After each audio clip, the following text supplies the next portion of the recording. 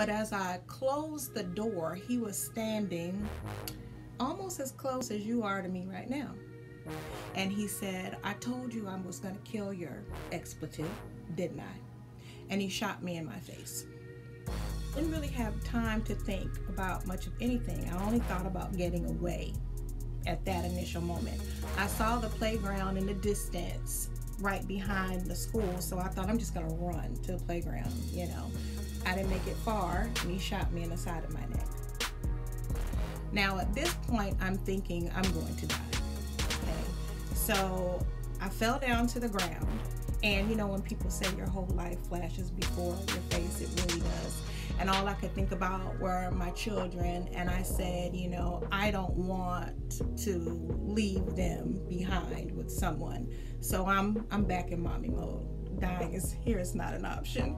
But he shot me in the side of my neck, and I fell down to the ground, and then I started beating the ground like no, no, no, no, no, no, and he shoots me in the back of my head.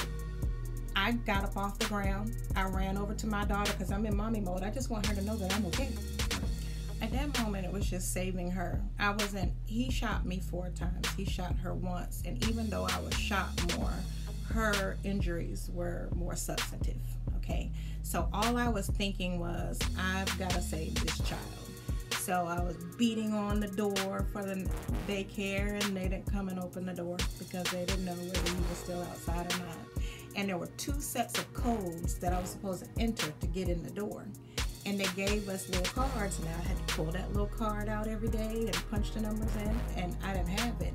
So I'm like, how am I going to get in here? Because I'm not going to let her die out here in the street. And that whole time I was affirming her. I was telling her how beautiful she was and how this wasn't her fault. And I said she couldn't speak to me at this point. She was still conscious, but she couldn't speak.